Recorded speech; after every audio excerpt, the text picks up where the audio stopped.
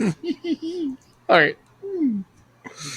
Hello out there. It is I. You've already fucked it up. Did you grow up with the NES, PlayStation, Star Wars, cartoons, and 80s TV? Do you like to think who would win in a fight between Batman and the Master Chief? Comics, games, movies, music, and TV. They're gonna tell you everything you need. Superheroes or not, they got your back. They're gonna save the world of geeks.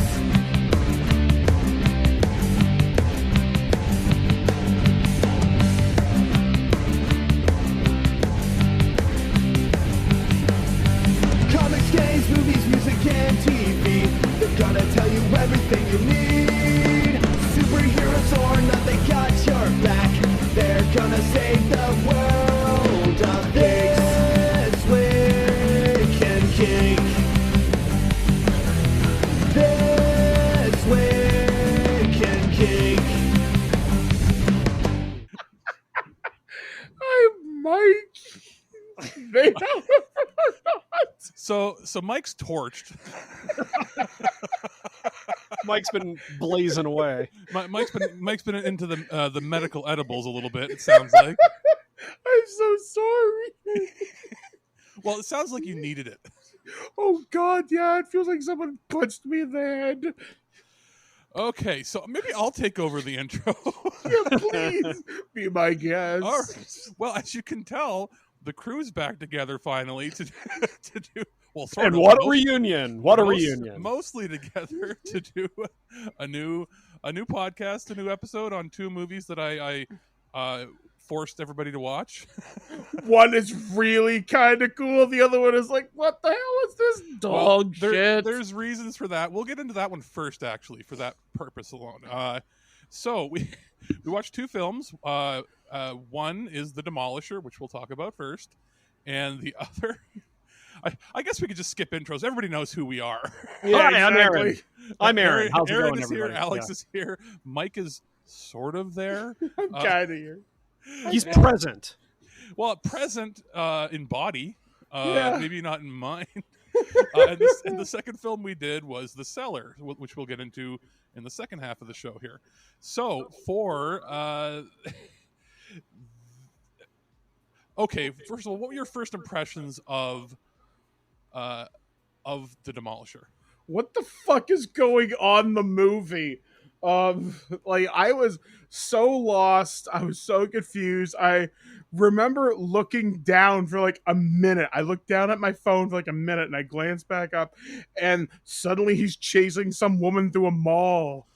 Like, and he's like some discount great value Batman and hockey gear. Did you Yeah, notice you know- anything about that mall? Did you end up watching it with Blair like I suggested? Nah, she was asleep by then. What So- mall was that? That's the old Quebec Street Mall in Guelph. Oh. My first impressions were the movie begs for MST3K because there is so little being said or heard on screen. And what is said or heard on screen is almost meaningless. It's him Almost meaningless. screaming. Yeah, and then every scene is disconnected from every other scene to the point where I honestly think you could re-edit this movie into some form of cohesion. It just is not that way now. Which is weird because I looked up a review of this movie after I finished viewing it. Sorry, can't spoken. And I'm bloody disgusting. They're like, this movie's amazing and blah blah blah blah. And I'm thinking, what fucking movie did you watch? And I'm fucked up right now. It did well in the the genre convention circuit. Should we talk about like what the movie is about though first? Sure. Yeah, if you can sum it up, be my guest. Because Okay, good luck to you. No, I will. Tim I Hortons can. vigilante, basically. Yeah. It's basically Canadian vigilante in hockey gear, spray painted black, decides to start killing people, and some of them might be innocent kind of people. they just might be jerks, but he like full on kills innocent people, so he's the villain. I made it through about half of the movie before I just couldn't take it anymore, and I turned it off. I'll be honest, like I can count on one hand how many movies I've ever done that with, and some of the movies I've watched for Earth versus Soup, most people would say are some of the worst movies ever made, and I can sit through those. This wasn't badly made; it was beautifully filmed. Very professional looking. Yeah, they used our RE Alexa cameras. I looked it up because it was like, this looks way, like the cinematography is way better than I expected. It's like you are having somebody describe a story to you while you are blind drunk, and you're piecing it all together while you're hungover the next day, vomiting into a bathtub. That's what it feels like watching this. Like, you have these crisp moments of like, oh yeah, I get this. And then everything else is disjointed and out of sequence. Nothing really makes sense. Yeah. I'm sorry for like going off on it because... Oh, no. There's a couple reasons. One, they shot part of it in Guelph. I thought that if Michael watched it with Blair, she would notice, because I don't think you spent enough time at the Dragon there in the mall, right? The only time I spent there was in the early 2000s. I was part of a great big curling tournament. I was on the camera That is crew. the most Canadian thing I've ever heard you say. I was working for CTV and Rogers, and yeah, I can't remember what else I did, but yeah, I didn't recognize that mall at all. Okay, the rest of it's filmed in downtown Kitchener. Huh. So all the outdoor scenes, the rooftop scenes, all that sort of stuff. And I think it's supposed to be Toronto. Yeah, because they do have stuff like the Gardner and Dundas Street and King Street. They showed the CT Tower, don't they? Yeah, at the very end. It's almost as if they were pretending we were like Etobicoke or Ajax or one of like the surrounding suburbs. It would have to be Etobicoke, because like Kitchener looks much more like old York, like old Toronto. Mm-hmm. So it's probably that was the idea, that we're like the suburbs. And then they were like, I'm like, why are they driving on the Gardner? Because like it's clearly Kitchener. And then it's like there's a part where the girl is running away in the middle of the night, and it's right down King Street, like the main street downtown. I was actually kind of looking at that thing, and there's no way Toronto's never that quiet. And I've been in TO in the middle of the night. They were smart enough not to show off City Hall, because our City Hall is very distinctive. Mm-hmm. And that was the one that I've mentioned before, was used in Heroes for like their big finale. And surprise, surprise, it was Kitchener, not Texas, where they filmed it. But she runs into a building that, from the outside, I think was the King Center, which was one of our old malls that is now dead, and the entire mall downtown has been turned into like a Manulife insurance building. And she runs inside, and then it magically cuts to the old Quebec Street Mall, because it's a much better looking mall, and it's still functional, and it's also got the really unique look to the multi-story building in there.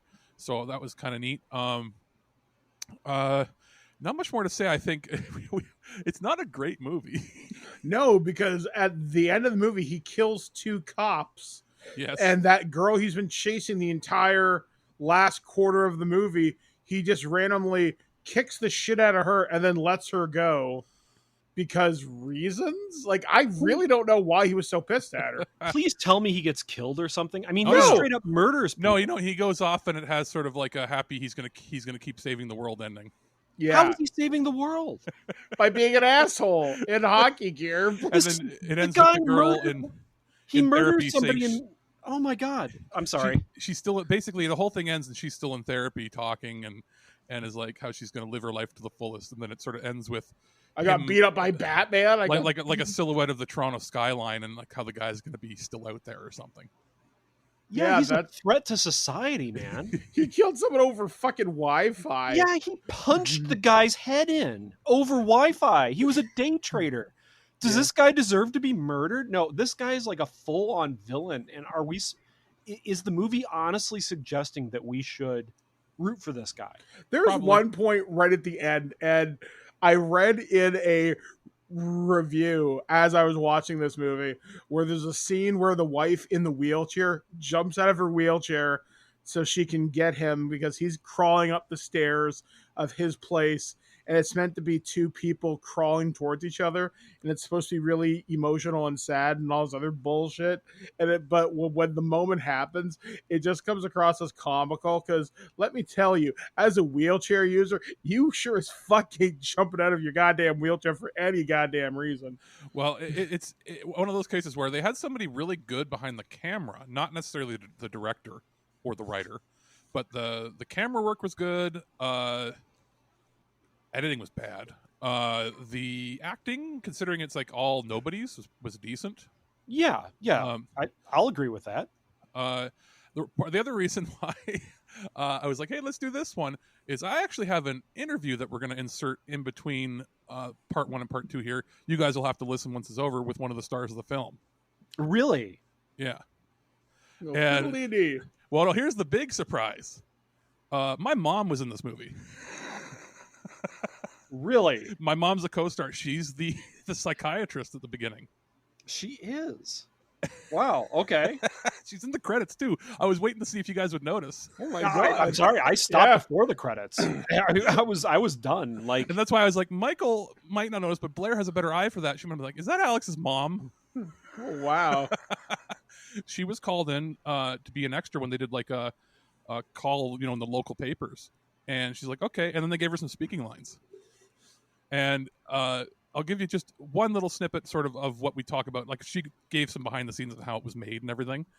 But she said, she goes, I still haven't seen the movie. The movie came out in 2015. We got her the Blu-ray because it was only released, I think, in the States a few years ago. She still hasn't seen it. oh wow. And she goes, it's probably bad, right? And I'm like, yeah, it's bad. Yeah. Well, I was in a movie, though. Yeah, you were in a movie. So I've got a little talking with her because she explained how some of these low-budget films were made because she's done a couple of them now where she was like, at the time, she's like, I'm in my 50s.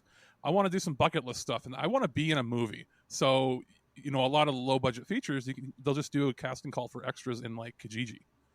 And you can show up, and this was one where, after doing a little investigation, this was not, like, they did not get any government tax rebates or anything from it. This was all privately funded, which would explain why.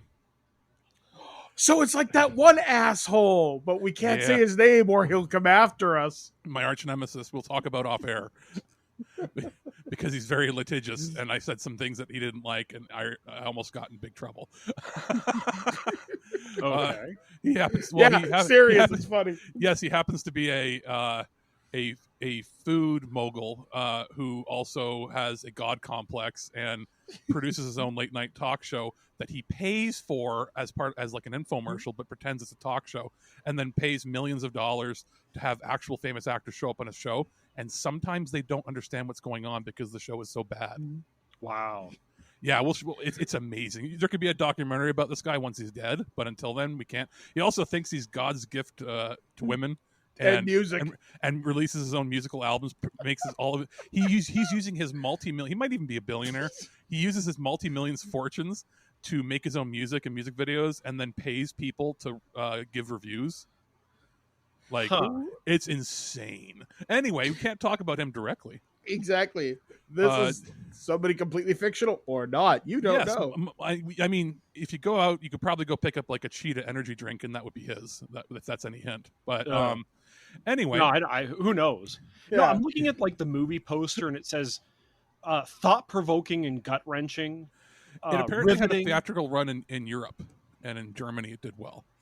Yeah, I don't understand it. Like, it honestly does feel like the scenes aren't connected. And there's unintentional nudity in this. At least I assume it's unintentional. It's not my mom, so don't worry, everybody. No, it's not. It's the girl in the wheelchair. Yeah. And she's topless at one point when she's getting in and out of the tub at the beginning of the film, and you actually see everything. I think it was unintentional. It's probably a slip of the edit. Yeah, it's a slip of the edit, but I thought I'd mention that because it felt out of place. Well, they probably went, hey, this movie is got to have something, right? I mean, it seems like it could have a lot. If you went in and re-edited this movie so like scenes were connected in some way, shape, or form. and gave like the characters dialogue that you connect to. There so you needed could to be actually, about like, 2 weeks of reshoots here. I mean, yeah, there'd have to be I mean, you have there- to give these characters dialogue. There wasn't enough of a script to make a 90-minute movie. There's enough to make like a 45-minute pilot, or a 40-minute short, if that makes any sense. Like I said that this movie is so silent. Now, this was on private message when I was watching it. I told Alex, I said, this movie, what this movie needs to have is like German polka music playing in the background. So like, because it would be so weird, it would at least keep your attention because there's nothing happening. Oh the my crazy, god! The crazy thing is this isn't just something that was like, hey, a student film. This had like MPI video in the States picked up for distribution. It had a Blu-ray DVD release. Had a theatrical release in Europe and at film festivals. I mean, as much as I'm crapping on it, again, let me say this movie looks gorgeous. Oh, it's because I think they blew most of their money on renting ARRI Alexa cameras. I mean, the night they shots are amazing. They had to spend it's a minimum $25,000 to rent the cameras for a couple days, because those are like, as far as I could tell, it's 2015. It doesn't look like it was filmed, so they would have used the ARRI digital system, but they could have saved a lot of money just renting like a Sony or a prosumer level camera. But they went the extra mile to get the proper camera, and it's lit well. Yeah, it's gorgeous. Every shot looks good. They shot at nighttime. It wasn't day for night stuff. They shot at night, and it was actually clear what was happening. So they knew how to light what they were doing. Yeah. No, credit where credit's due for that. Like, seriously, the director of photography, fantastic. Whoever everybody else is kind of Yeah. But Mom did it, so be nice to her. She's probably going to listen to this too. I just thought it was funny. I was like, wait a minute, is anybody going to catch it? This is fun. And then the fact that nobody noticed. I'll send you guys a couple screenshots, and I'll be like, there's Mom. Okay. I mean, hey, good for her. She's been in a movie. I haven't. So, I mean. Yeah, she was just like, I'm going to sign this off on my bucket list, and I want to do this. And she says that she's retiring next year from her regular job. She's like, maybe I want to do a couple more of these. I'm like, why not? If you're retired, do it. Do a ton of them. She apparently had the ability to do a third film, but she was working too much at the time. And they said, yeah, you were going to have a grisly death where you were going to be covered in buckets of blood. And I'm like, why didn't you do that? She's like, it would have been a pain to clean up, and then I had to work the next day. And I'm like, she goes, yeah, I probably should have done that. Yeah, geez. So I'm like, so what happens next? She's like, well, if I do another one, I guess I'll do one where I get to die and have a scream or something. Yeah, that would be pretty cool. Get her name out there, get her try to get like a low budget thing in the US that has like Screen Actors Guild Association stuff. Yeah. Get her a SAG card. Because like the catering on this movie was like Tim Hortons donuts and coffee. There's nothing wrong with that. She was there for the one night shoot. But I think the whole thing was filmed in 5 days. I mean, for 5 days it looks amazing. Again, it looks amazing. Yeah. They were smart though too. Be like film at night, get your permits. They filmed in a couple buildings. It couldn't have been that much money to get the permission from Guelph to film in the mall at nighttime when it's closed. They would have just basically had to get the permit, pay for a security guard, and that's about it. Downtown Kitchener can get busy. King Street's the main hub. So my guess is they filmed at like 2 a.m. Or they didn't have any permits and just they run down the middle of the road and there's nobody there, and we have homeless. So they had to do something. Although wait, 6 years ago, there were still homeless people down there. So they were smart about what they did. They went to buildings that were like abandoned and filmed in them. The building they filmed in, that was the main building at the beginning of the film where they're getting their like therapy session. I think it was an old box company, like a company that made boxes. Mm-hmm. And I think now it's been turned into lofts, but I think at the time it was just basically empty. So they would have got permission to film, and I was like, did you worry about rats and stuff? And she's like, no, that part of the building seemed clean. So yeah, that's the Demolisher. Yeah, what else can you say about it? Yeah, it's weird. It's a movie. It exists. We have a connection to it, and it's got some ridiculous, crazy stuff in it that I would almost want to take a crack at getting a copy of the movie and re-editing it myself and adding new scenes and music. German polka music. telling you. I almost wonder, like, if you cut out 20 minutes of that film and to make it like just a pure 1 hour, and then you just cut in some, different music and whatever, you could probably make a more cohesive, streamlined film that you could put in like a double feature, make it like a Grindhouse 2 feature that would Sure. fit a 2 hour mark sort of thing. Sure, absolutely. And now it's time for another special feature.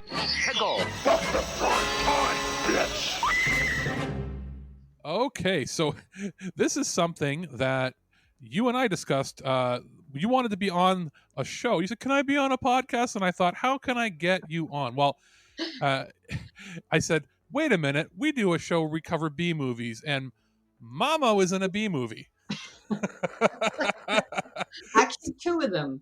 Well, yeah. So I thought, okay, this is a way the other guys don't know I'm recording this, but I thought originally maybe we could get it so you could hop on the call when we do the recording for the main show, and then I realized schedules with the way you work, and it might not work out if we're recording at like 8 p.m. on a Wednesday or maybe some other time. So maybe this will be sort of a surprise interview with a famous movie star named Mama.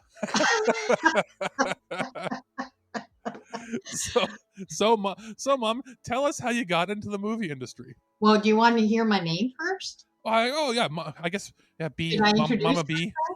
You can. My name is Beatrice Ritchie. I'm the mother of Alex Ritchie, who is actually doing this podcast. Oh wow! I already feel like I'm being schooled and told off.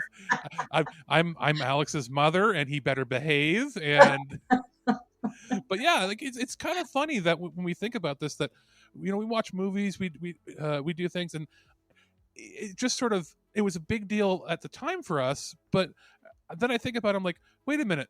Every once in a while, I forget that you were in a movie or two. Yeah, and actually, this movie was definitely recorded and it was distributed.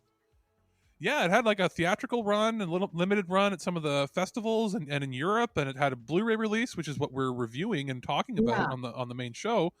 And what's funny is before you get into your history of being in the movie, it's what's funny about this is you were in this movie. And then the movie came out because you were in it, and it wasn't like a big budget thing. You didn't get a copy of it. You didn't get to. I think you were invited at one point to one of the screenings in Toronto, but you couldn't make it or something. Mm-hmm. I do remember them saying that they were going to do a premiere at one of the festivals. Yeah, and you were invited, but it's like driving, couldn't get there, traffic, all that crap. And then the movie comes out on Blu-ray a couple of years back. And because the movie, I think, was filmed in probably 2014, or was it 2015? 2015. Okay. And for Christmas one year, I seek out the Blu-ray and get it for you. And the plan was to watch it as a family. But then we all went our separate ways and moving around, and then COVID hit and everything. And what's funny is you starred in this movie, or starred. You were a co-star in a movie 6 years ago, and we still haven't seen it. I know. I remember. And I watched it before this interview, and the boys are going to be watching it after I record this. So we'll sort of slip this interview in as like a behind the scenes thing after. It'll be a surprise to them. But that's the big funny thing is Mama was in a movie and none of us have seen it. Well, that's including me. I haven't seen it either. But I have to tell you, your brother and sister-in-law and Oma, which is my mother, we were all downstairs, and I believe it was a couple of years ago at Christmas, and we mentioned and talked about it. And I said, well, you want to just see at the beginning? Apparently, I'm in the beginning of the movie. And so we put it on, threw it on, and yep, sure enough, I was in the beginning of the movie. So basically, that's all I saw of the movie. I've never watched the movie entirely through. Well, you saw all your parts. I think you're technically at the end, but I don't know if you have anything else that you're saying. No, no, I wasn't. I wasn't even at the end. What? Well, I'll get into it when you want to ask me questions about how I got into the movie. Sure, I'll say this: you are in the credits. Yes. You're listed as a citizen. Do you know if they gave you a name or a character at all while you were working? I'm not sure if it was citizen, but I know that in the movie I was actually the psychologist. That's who I was portraying, a psychologist. And originally, I was just supposed to be an extra sitting there in a group therapy session with another psychologist. And I don't know who they had originally to do that, a psychologist, but then all of a sudden, the director, and I wrote his name down here. His name is Gabriel Carrer, Carrer. He talked to, now I'm going to tell you the name of what I call my agent. There's a You're story behind that. basically the go-to for all the extras. Yeah. Now I will be able to tell you if I can at least give a plug for his film company. Give a Um, plug, yeah, give a plug for the company, and if you got a yeah. first name for us or something. Okay. His name is Jason Green, and his company is called Forest Fable Films. And he does a few films now. He's more into the film industry, but he actually advertised in Kijiji, believe it or not. They were looking for extras for this other movie that I was in. And it was such a short film, about 15-minute film. I don't know what exactly why they made it that short, but It was probably to show off to film festivals and then maybe get funding for something else. That's how a yeah, lot of it works. probably it was like a teaser. What do they call it? Teaser film or something? Like a what they used to call a 2-reel short, where it's like 2 8-minute reels of film. Okay. But And so that was pretty interesting. So I phoned him and he said, okay, meet here and here in Waterloo. And so I met there and I had to sign papers, like a waiver, I guess, that they're not responsible in case I fall and break my neck or something like that. I don't know.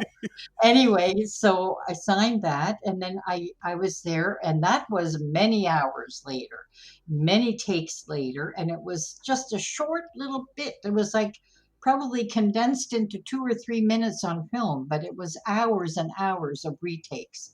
So anyway, that's how I got started. And then he that was I think the short film was called Volition, right? Volition. And it was about wasn't it about somebody blowing up a train or something? Yeah, a terrorist. It was about a terrorist, and he was putting a bomb under. Yeah, not a foreign terrorist, like a domestic terrorist. Yeah. And where we actually filmed in Waterloo was at that one train that's stationary as just a museum kind of piece, like historic piece. And they had actually gotten permission from the Waterloo region to film in there. And so they blacked out the windows with whatever kind of green paper so that it could look like when they put some kind of film in there to make it look like the train is moving. So yeah, that's where it was actually filmed in. And so that was how I got my start. And then after that, Jason and I, we'd exchange our Facebook, and he got in touch with me on Facebook. And he said, B, are you interested to be an extra? There's another movie coming up, and it's called The Demolisher, and we need some extras. I said, yeah, sure, because extras is what I do. So anyway. you had, at the time, you said you were looking to just do something fun and different. And well, yeah. They provided catering, which was like juice boxes and sandwiches and whatever. Exactly. There was no payment involved. No payment, but, you got to have the drinks, whatever, pop or coffee. They did coffee runs. And then I think you told me that the woes of low budget filmmaking was they didn't have a porta potty on site, and you had to get driven to the bathrooms. Yeah. So what they would do is every so often they'd say, I'm making a run to Timmy's. Anybody need the bathroom there? And then whoever needed the bathroom put their hand up. That's Canadian independent filmmaking right there. We're doing a Timmy's run. Everybody that's got to take a leak, come with us now. Hop in the van. Oh, yeah. We were crammed in there. We all had to go. So anyway, by the way, that Volition movie was taped from 8 at night until 1:30 in the morning. And that was it one day of shooting for that one? One day of shooting for about a 3-minute reel. For your scenes, right? For the scene in the train, with that guy putting the bomb and all that in there, yeah. And that's the one where you were just a passenger, and I think your face is on camera for that one because you're turning around and looking funny at what's going on, sort of thing. Yeah, very quickly. Sorry, for my scene, it was about a 3-minute or 2-minute thing, but the whole thing was actually taped in the train, and that was about 15 minutes. Yeah. Yeah. That was 15 minutes for that thing.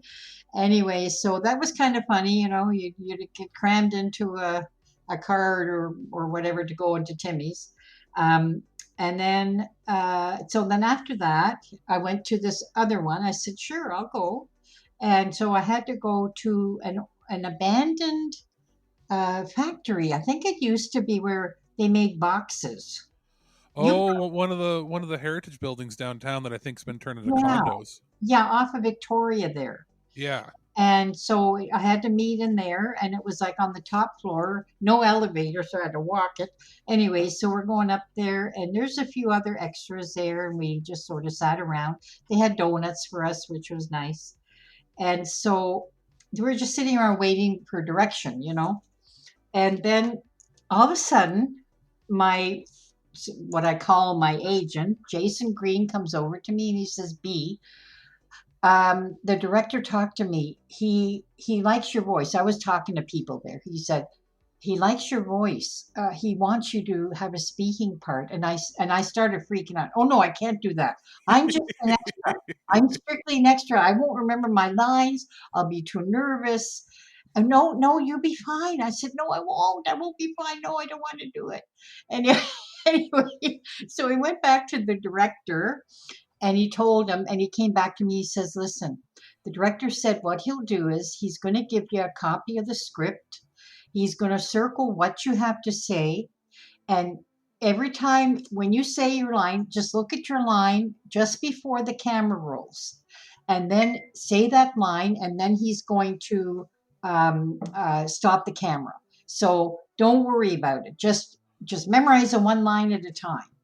So that's what I did. And I was nervous. Oh, I was very nervous because I thought if I screwed this up, I screwed up their filming, like, ooh. So anyway, and that's what I did. And then it came out in film and I didn't look nervous, I don't think. And they did a pretty good job of editing. Like, it's not a great movie by any stretch of the means. Like, it's a low budget. It's shot well. It really is. It does look good. And there's some good, like, there's some parts of the plot that could have been, we're going to do the main review on the show ourselves, but it's not as bad as I thought it was going to be. And the bonus part is, even if you didn't want to watch the whole thing, because there's some pretty bloody moments in it, if you want to show all your friends, you're in the first like 3 minutes of the movie. Yeah, that's right. That's right. It was like the coolest thing ever. And I was glad, like the guy had to put the microphone on me, and all this stuff. And I didn't have the makeup girl. So I was just like, au natural. Yeah. So your scenes are shot pretty much from behind, where you're in a chair leading a group therapy session. Well, there is one shot where it's straight on. It's straight on my face, and you can have a clear shot of my face. Yeah, it was real fast. Yeah. But you did make it on screen, so we could screen cap that. You could use that in your portfolio or your demo reel, Mom, if you want to start doing more of these films. Well, you'd have to do that for me because you're the computer guy. Yeah, we do. I mean, hey, I tracked down the Blu-ray, and it's not easy to find. It is released by a major company, but it's had a limited run. It's the kind of thing where I think it's probably going to start showing up on things like Shudder. How great would that be, Mom, if you were able to go on Netflix and find a movie you were in? Well, that is like so cool. Well, you know what? Previous to all this stuff, I think you remember that I was sitting around one day talking to you and your brother, and I said, I'm going to make a bucket list. And there's some things that I want to do. I'm not a skydiver. I'm not a this, but I wouldn't mind to be in a movie. You said you wanted to be in the background of a restaurant on TV, or like you wanted to have a walk-on role or something like that. Exactly. That's my bucket list. I want to be in a movie. Well, here I was in 2 movies already. So I don't know when. Short film and a theatrical horror film. Right. And this horror film, it was, can I say who released it? Yeah. Am I allowed? Yeah, of course. Okay, so it was a Raven Banner Entertainment. Oh yeah. And with Late Fox Pictures Inc. Yeah, it's the production companies. I'm trying to think. I think you've got the Blu-ray at your place. I have it right here in front of me. I'm holding it. I think I'm drawing a blank on the production company or the Blu-ray company itself. The Blu-ray company. Well, there's a whole bunch listed here. So, Dark Sky Films. probably one of the distributors in the States. Smack Studios, Just looking at it. George somebody. Oh, sorry. It's MPI Home Video. MPI. Yeah. Oh, okay. I don't see it, but okay. But yeah, that's that's the company, and you can find the Blu-ray on Amazon.ca is like $65 because it's out of print. Oh yeah. But the DVD is available for about $8 to $10. Yeah. And then of course you can find the Blu-rays on other sites too. But it is well made. It's the whole thing appears to be that it's supposed to be Toronto because they have skyline scenes of Toronto. Yeah. But 90% of it is filmed in downtown Kitchener. Yeah. With some scenes when they go inside buildings, a lot of it is in Guelph. Okay, and the one building where we had the sessions, like I said, was in Kitchener, an abandoned, I think it was Beamer Box, if I can remember that correctly. Probably, it might have been. It played at the what was it? The Stitches International Film Fest, Fantasia Fest. I think Fantasia Fest is that in Texas or the South or something? But it won an audience award there. So like for the genre films, it did pretty well. It does have a good cinematic look to it. Yeah. It is rated 18A because it's pretty bloody. Yeah, I don't know if it went to TFF. Did it go there? TIFF. It probably had some screening at some of these, but it would have been all the international horror movie fests, that sort of thing, where it would go first. But yeah, I think you told me it did quite well in Germany. Yeah, it had a theatrical run overseas where it did a little bit of business over in Germany and Western Europe. Yeah, where it was pretty well received that way.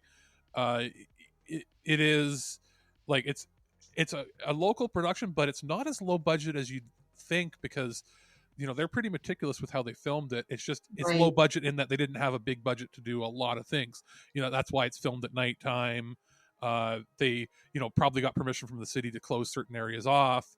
All local, probably almost entirely Ontario actors of the main cast of people. Yeah. And then like all the extras were just named citizen in the credits. So you're citizen. Yes, you're all named citizen, but you're the only citizen that had a speaking role. That's right. So and boy, that's quite a thrill for me. That I never expected. Now at that shoot, was there like catering? Was it a little more like? Or was it still rinky dink like the Volition? No, it actually wasn't very good. Well, I mean, because it's shoestring budgets, right? So well, we had a room off the side there that we had to gather in, and they had donuts. Like I remember donut boxes, and then they had like coffee. And you because this was like it doesn't have at the end of the film. It didn't say anything about like Telefilm Canada. I don't think they got Canadian grants to make this, which is usually what happens with Canadian movies. Yeah, I don't know. It looks like they self-funded it or raised the money themselves. Usually when it says produced by, they're the ones that try to raise the funds, right? Well, true, but usually they get tax breaks at the end. I was looking for that in the credits, and I didn't see anything about Telefilm Canada or Ontario film tax credits. I also didn't see anything about the unions, which is usually they have to work with the maybe not the Screen Actors or they usually have to work with some union if it's a full production, if they get money from the government to make things. Okay. Which usually requires things like catering and all that. So they probably got by with bare minimum because they're like, wait a minute, we have to feed the people because if we don't feed the people something, they can sue us for bad labor practices. Yeah. So they probably went, head over to Timmy's and grab 6 dozen donuts and a tub of coffee and have them work. Coffee. And I remember there was pop, so you could have pop and whatever. Somebody made a run to Costco and probably picked up a bunch of cases of pop, and that was about it. The other one was actually pretty good. They had a hot food. They had it was more like finger food, but it was hot, like I don't know, some kind of. So somebody catered it, or somebody's mom, or somebody cooked a bunch of food. Good. It was nachos. There was nachos and cheese, and the cheese was in like a warmer. Oh, so they probably got a local company to do some catering for a night. Yeah, they had quite a spread there, which was nice. They even had watermelon, your favorite. See, and this is how we know that you're a movie star, Mom. Why? Because the most important thing to you that you remember the most is how good was craft services and the catering, right? That's how you know you're a working actress. Is that the next set you're going to show up at, first thing you're going to do, like when you go to a restaurant, is you check the bathrooms out, right? Because that's how you know what the kitchen's going to be like. But when you go to a movie set, you check out craft services, and if they got, if they got like a big bowl of chili and some good stuff there, it's actually a good set. That's true. But if they got Ritz crackers, then you don't know. Well, I think probably part of the reason was we weren't going to be in that building very long. Yeah. Because I remember they were talking, okay, we're going to get the scene. And of course, that Demolisher guy came walking in, and they had to do that scene after they did the scene with us sitting in the circle. And then they did that scene. And then after that, they were going to Guelph. So, yeah, they had to do that scene within a short period of time. That makes sense, but it's pretty cool. Did you want, I guess there's not much more we can say background scenes, because that's sort of your experience there, but you had a good time even if it was tiring, right? Well, I had a great time, and I mean, it wasn't as long. The second one wasn't as long as the first one. I guess because the first one you had to be sitting down for most of it, right? Like yeah, but they shot take after take. I couldn't believe that. Like they had to shoot it from different angles for this guy that was going to blow up the train. You know why? Why? Because that one had a lot of the green screen. You said they tinted out the windows. Yeah. They had to get coverage from every angle, whereas this film was no CG. It was all in-camera stuff, right? It was pretty much close-up, I think, if you want to call it that, where the actress who was having the problem and the meltdown, she was very much on a close-up. Then I was once on a close-up, and then they did the round group, the group of people of us, and they did a bit of a close-up of each face, I think. But anyway, it was basically that. And then, of course, with that Demolisher guy, he was down another hallway. And then they had to put the cameras over there so we could watch from behind and see him walking in, as they were filming that part. So we had to stay very quiet, but we could watch it. Well, so that's pretty neat. Like that's like learning 101. Now that we've talking about this, would you want to go back and do it again? Have you thought about contacting? It's been a few years. Contacting your agent and seeing if they're going to reopen things now that COVID's starting to crest over the hill. Yeah, well, he actually contacted me, and there was I have to laugh. There was a horror film he was making, and this one was a bloody gore horror. Okay. And he said to me, "Listen, I got a part, but you're going to be covered in blood." And you didn't do it? No, I think I told you about it. Like you're going to be covered. You're going to be covered in blood, and you don't really talk much, but it's kind of gory, and it's And at that time, I was working so much, right? Like at my job. Yeah. And so I said to him, "Look," and he says, "We're filming then and then and whatever." I said, "Look, I can't. I don't know if I want to be in a film that I'm all covered in blood and everything. I don't know." You know what? 5-6 years later, you're probably like, "Yeah, I should have done that." Well, and I wish I could remember what the name of the movie was, but anyway, he contacted me, and I still have him on Facebook. And like, I don't know if there's been any production recently with COVID, but I'm sure if I got in contact with him, say, "Do you have any non-speaking parts?" You know what? They might make you talk again. At the very least, if they're going to make you in a horror film, how cool would it be for you to be killed by like the slasher and be covered in blood and just scream? You could be a scream queen. Well, you know what? I can do that after I retire next year. Okay. My options will be completely open. So you want to volunteer after you're retired, you said. You want to do your painting and your art, and then you want to be in horror films and get killed in movies and be on TV. Yeah, sure, why not? I mean, this is pretty awesome. I mean, we've done interviews with plenty of different people on the show before, for ranging from gaming to movies and music, and Mike's interviewed a bunch of porn stars back in the day. Oh wow! Well, I don't plan on doing any of that. No, I was going to say that's no, and if you did, we're not covering it, Mom. And nobody would want to see it. Mom, there's a market for everything, just not with us. No, thank you. 75-year-olds, I don't know. Oh my God, no, thank you. This is where we're going to go. Mom, stick to horror, please. Yeah, I know. I'll do the horror and I'll do whatever, sit there Yeah, in the and back. I said horror, not horror movies. Yeah, I know. But yeah, so I'm glad we got to do this, and you got to be on a podcast with us. We might have other opportunities for you, I but thank you. but I thought, you know what, this is the right time. I'll rearrange some of the stuff we're going to watch so that we can watch this movie. It's about damn time, and then we can have an interview with one of the stars. And I didn't have to reach out to some random person or an agent. I just said, "Mom, are you free to talk after 7 p.m.?" Yeah. Why? You're going to be on a podcast, okay? No, I'm happy. Thank you for doing that. All right. I feel like I'm getting a little famous again. Oh wow. But yeah, so this was fun. Thanks, Mama. Okay, thank you, Alex. Please stand by for further details. We return you now to your regularly scheduled program. And the other film, it was sent to us by Vinegar Syndrome, and it is The Cellar. Which, I love this. This was actually pretty cool. Yeah. This I liked. It is not. It's not as PC as a lot of horror films are now. There's unintentional racism in it. We'll get that out of the way.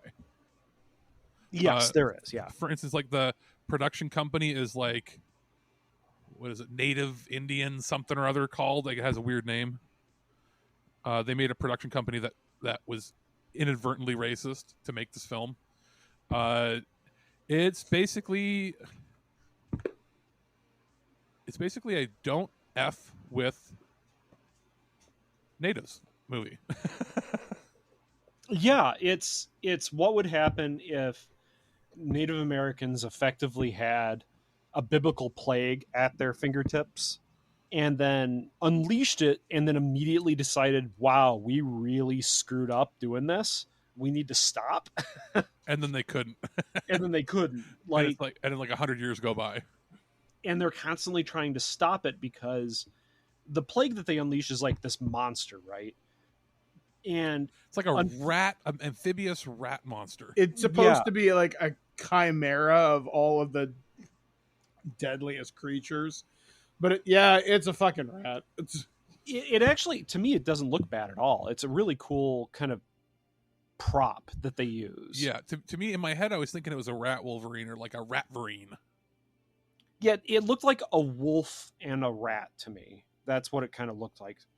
But it ends up, it can't be targeted, and that's the problem. Like, they summon this creature through, racist, secret Indian magics, and it will kill anyone, including Native Americans. Like, why did you do this? It was hinted that like it was supposed to kill. It only comes out if there's like a newborn baby or something. Yeah, that was the point. But then it didn't. Their intention didn't work, and it sees everybody as prey. Well, basically, it went nuts. The one guy, the one Native American guy, he says, "Well, it kills Indians too." Like, just matter of factly. Yeah, like they had this point where it was supposed to be like killing the firstborn son, sort of biblical thing, and then it that just was thrown out the window after like the first time it's mentioned. Yeah. And I guess it's about a family or a father, a new wife, and their unborn baby, or their newborn baby, or newborn baby at the time, newborn baby, wanting to move to the small Texas town from Chicago, and there's a guy that owns the house that doesn't want to sell it, and it's been empty for years. And I guess the idea originally was he thinks it's okay to sell to these people finally after being coaxed into it by not realizing they have children. That the idea was like it can smell babies or something, and that's when it comes out. That they should be fine. Like he talks to the chief, who's I think only ever referred to as chief, who is the native leader of that area. And he's like, you can keep this place safe for them, right? And it's like, yeah, as long as they don't have kids. Mm. But they obviously moved there with the kid. And then the father's son, who is from a first marriage, comes to visit for the summer. I think that's what it's supposed to be. Or is he going to live with them? It was weird. They didn't really explain that. It seemed like he was going to visit for an extended period of time. And he comes down. He's this like typical late 80s, early 90s inventor kid who is like 9 years old, but he's like hot wiring cars and he's using like welding kits and soldering irons and stuff that I would have never been allowed to touch at that age. At the end of the movie, he invents the Call of Duty kill streak with the RC car. Yeah. And I was like, what the actual fuck? But they Like, set it up. That's the thing. Yeah, like his I dad did. is showing him how to rig up dynamite with detonators and things. Like yeah. I thought it was strange that he was just going up to random people's cars and plugging in his soldering iron and like fixing stuff. It seems like sure there are kids that did that, but like most kids at 8 or 9 years old probably aren't. So yeah, I just had a weird connection with this. He's kind of like Corey Feldman's character, Tommy Jarvis from Friday the 13th Part 4, who just happens to be a super genius at all these different skills, which will become applicable later. Only difference is here the kid is shown to be competent at doing it. I don't know. Friday the 13th Part 4, he's really good at making those masks. Yeah, but it's the case of being told somebody's smart and then actually showing. This kid isn't. Nobody goes around telling him, "Oh, he's the smart kid," or he's like. It's not over the top. He's just a normal kid who just seems to have this ability. It's not the Will Wheaton effect. Yeah, he's a smart kid that's actually very perceptive as well. Like it shows him figuring out what's going on pretty quickly. That's what it is. He's a puzzle solver. Yeah. And it's not like done in an over the top way because it's really clear that he's just seeing the pieces and putting them together in such a way as to that it all makes sense. Where his parents are more kind of, we don't believe in monsters, so of course this isn't real. And I was paying attention, but I had to rewind a couple times. Were they jumping between different time periods? Yeah, No. like they go back. There's one kid that looks just like the main kid, but it's not the main kid. At the beginning of the movie, yeah, they do. Yeah. And I thought that later on they did that too, because this is the director's cut. I believe they did do that later on in the movie where where the young guy or the old guy's telling him about how he lost his father, how he went out to the thing and was never that's seen what again. it was. Yeah. Big mistake of casting the kids that looks very similar. Although I was surprised they showed the puppies being melted at one point. I was like, holy shit. Yeah. Mike, one of my notes that I wrote down was, is this Skinwalker Ranch? Is that what the thing they're trying to like reference here? I guess kind of. I thought that you would actually at least recognize my reference there to Skinwalker Ranch. Yeah, like now that you kind of mention it, this kind of does share a little bit of similarity with that, actually. That's kind of interesting. Now, there's some weirdness here where like half the film feels like it's ADR'd in and recorded after the fact. And then it has a very British feel. Like it's like a British horror film made in the States. Now, I've got to talk about this. When I was watching this movie, the lead protagonist is obviously the kid, but the big name in this is Patrick Kilpatrick. Name.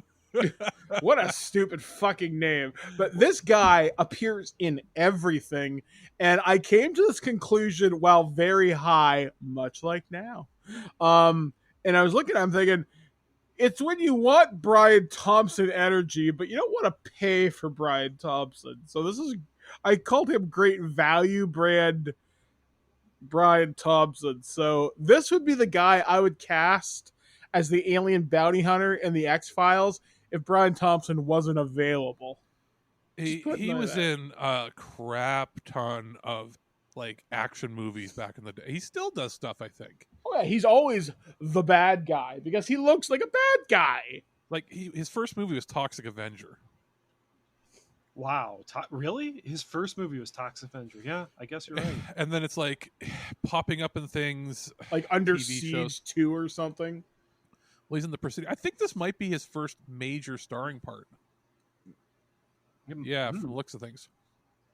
But then he's appearing in like Three Ninjas Knuckle Up, Best of the Best 2. He's in the original Stand miniseries. Oh yeah, Angel 4. Who is The one he that in the wasn't part of Stand it. miniseries? Ray Booth. He's Ray Booth in the Oh, miniseries. fuck, man.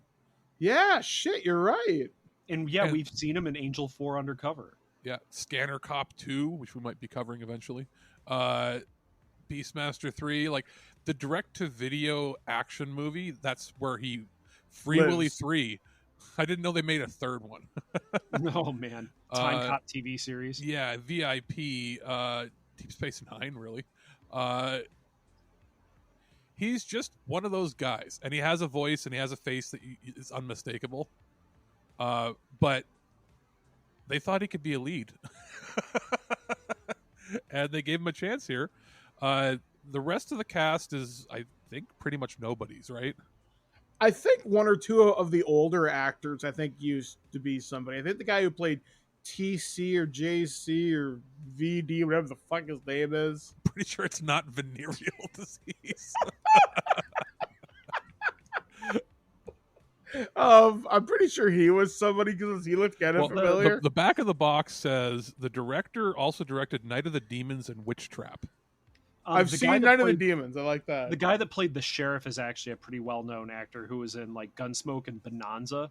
He was okay. He was in tons of episodes of Bonanza.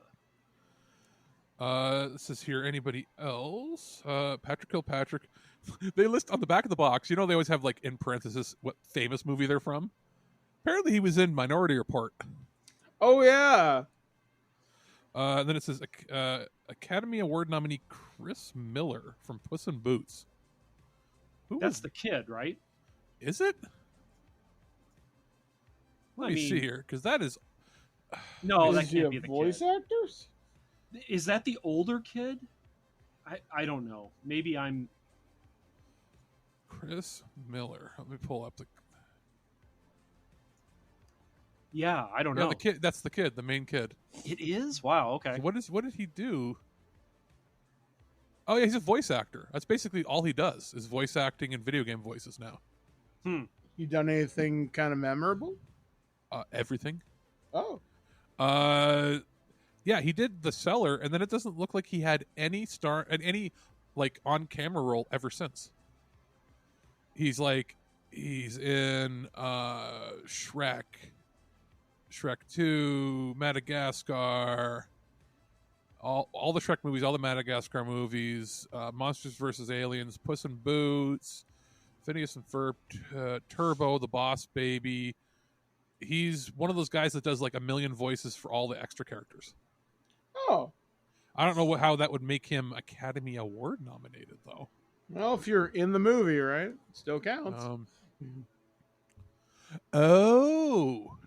He is one of the story writers for a lot of these movies. Oh, well, that's cool.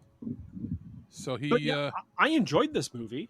I thought it was actually pretty well paced. Yeah, I thought it was pretty cool, actually. It's one of those ones you don't really hear about now. It's not something you're going to see covered on In Search of Darkness Part 3 or anything, though I'm pretty sure Patrick Kilpatrick would show up for an opening of a roadside corn dog stand.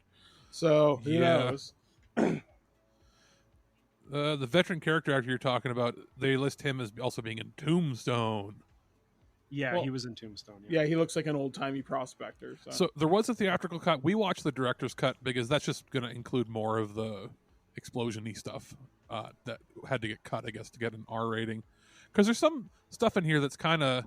It's borderline. It's not quite hard R, but there's... What I'm surprised at, like in Canada, a kid playing with dynamite would get an R rating automatically. Wow, okay.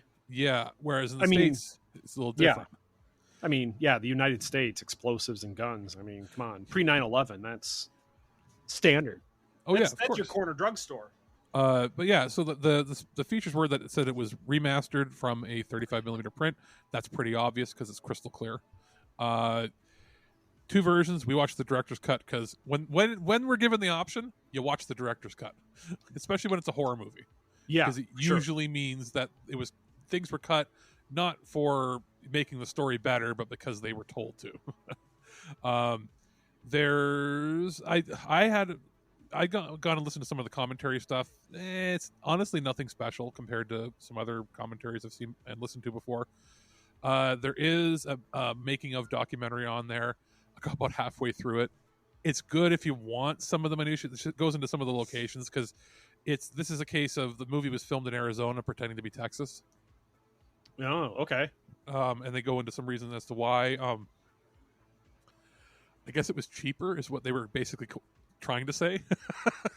It's cheaper to film there, and that it was basically death filming there because they filmed it in the middle of summer. Oh, Yeah. God. Yeah. All right. Fair enough. Summer outside in a shack in Arizona. And this is the kind of movie where they're not bringing in portable air conditioners and stuff for the crew. Mm-hmm. So, I mean, it's a pretty straightforward horror film that, had Vinegar Syndrome not come out with it, I don't think we would have ever heard of or seen.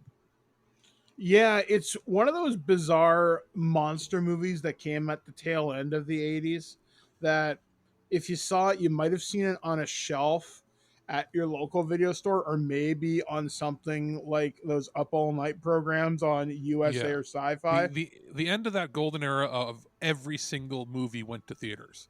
Where it had this come out, this is 88, 89, had this come out in 94, it would have been direct to video. Yeah, like this movie, it's worth... I would actually say this was probably worth checking out. I was genuinely surprised by how entertaining it was. And you're not going to see this pop up on a streaming service. Yeah, no, I'd recommend this movie. I had a lot of fun watching it. So, yeah. So, I think that's probably going to do it for this episode. A little shorter on the discussion, but right in between, we're going to have that interview with the movie star I talked about. Movie star mama. So I guess, did you guys have any final thoughts on it? Other than just that it's worth probably watching. If you're a big 80s horror fan, it's probably worth picking up for your collection because it's not an expensive release. Yeah, it's not an expensive release. It's an obscure release. I can see this one going out of print real fast. So pick it up for preservation reason by itself. I mean, by itself, it looks fantastic. I mean, they did a really good job on cleaning this up. Also, there are, like, as much as we joke, there's probably some pretty big Patrick Kilpatrick fans out there that like all his B movies. Yeah, that have probably been looking for this for quite some time, or collectors of the director as well. Yeah.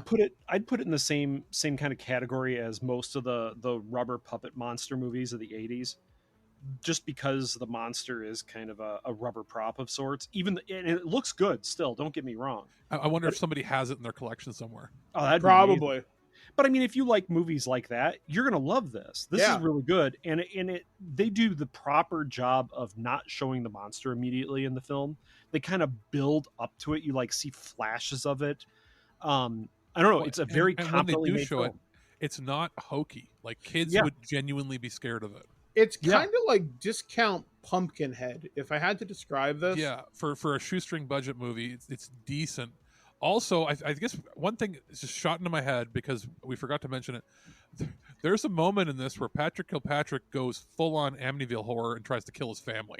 Yeah, that's a moment right at the end. He's locking him into rooms, and when his wife's like, "I'm going to get him out of there," he grabs his shotgun. He's going to kill her because she can't tell him what he can do to his son. I think that's kind of like it's not him just being weird and crazy. I think there's some sort of like evil that comes off this thing. Probably. Or maybe the idea was maybe it leads into the whole it's going to kill the firstborn son. That was the whole point of this, that if it can't get to the kid, it'll make something horrible befall the child. It's the slime that's coming up is evil itself. It's kind of like mood slime from Ghostbusters 2. It's evil itself, and once you're exposed to it, it like hurts, it burns, and it infects you with evil. And that's what I got from it. They bust the door open, and then they see the monster, and in like not even 1 second, he's like, "See, I told you that." He's like, "I know," and he's like shooting it with a shotgun. Yeah. So he snaps out of it right quick. So it wasn't that he was permanently taken over. But yeah, that's my final thought. Is there's some weird pacing moments in this, especially near the end, but good effects overall. Oh yeah, absolutely. So I think that is going to do it for this episode. We did things a little out of order how I had initially thought. Our next sometime, either the next episode or maybe the one after that, we're gonna do another spotlight on Rutger Hauer in his a couple of his good guy starring features. I watched about 4, and then I picked 2 of them and said, "Hey, Aaron should watch this. If Michael wants to catch up, he can. If not, we'll probably do that one as just us again." But that was Wanted Dead or Alive, which I don't know if you've seen it yet, but I did. I have not. Okay. I've seen Split Second though. Okay, so they're very different films. Oh yeah, and they'll be worth talking about for sure. So that's coming up, and as well, the next one that's going to feature the whole crew is, what do I have? All American Murder, which is a horror film starring Christopher Walken from 1991. and I just finished watching that myself.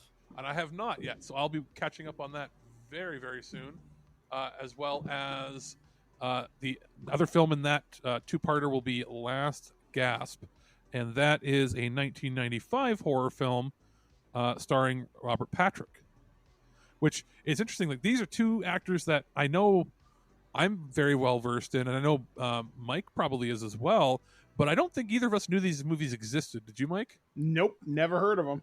And this isn't the age of us going through IMDb all the time. It's just we must have skipped by them and they've never, as far as I can tell, ever been shown on Canadian TV, because we would have noticed it.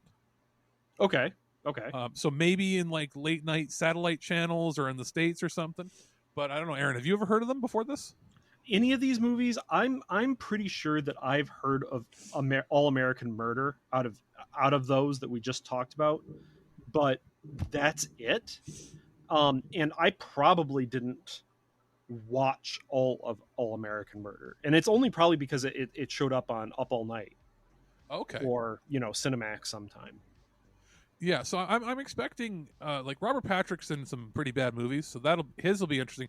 Walken, even if the movie is bad, maybe recently he's not really fun. He's not acting as much, and maybe he wasn't doing quite as much. But like from 1975 to like 2005, I don't think he ever put in less than 110% into a role. Having watched All American Murder, and not to go deeply into it right now and spoil it, I think Walken did a great job in it. Okay. So then, well, that's sort of a sneak peek of what's coming up as the next couple episodes of the show. I don't know. Maybe, Mike, you want to send us out? Are you still with us? Yeah, I'm still here, man. So anyway, this has been us here on Loose Cannon, obviously here on ThisWeekInGeek.net.